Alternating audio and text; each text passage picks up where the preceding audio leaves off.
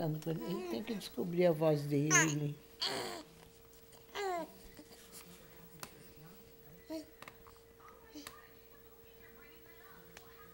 Né? Cadê isso? Vai mudando. Você viu esse aqui?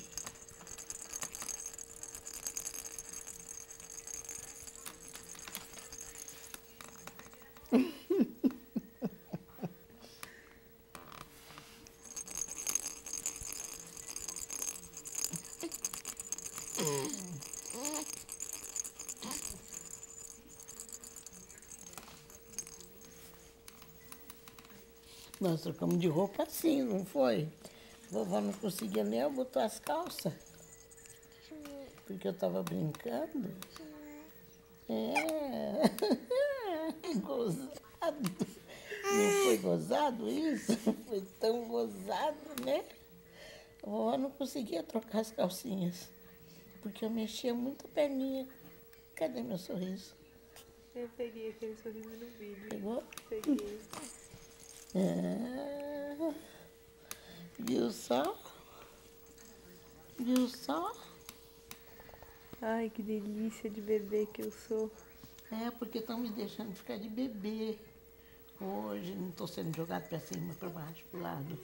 Enfia aqui, enfia ali, vai lá, vem aqui.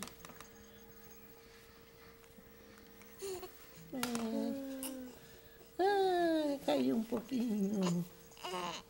Deixa eu pegar uma fraldinha para enxugar, que derrubou. Mas Oh, babão. Babão. Seu meu babão. Seu meu babão. Quem é o babão da mamãe? Quem é o babão da mamãe? Ah? Baixinho babão. Baixinho babão. É o meu baixinho babão. Cadê aquele sorriso que você dá?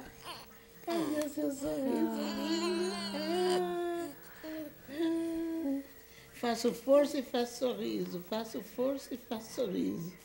Eu faço força e faço sorriso. É exercício, tô ficando forte. Sorriso. Tô ficando forte. Cadê? Não.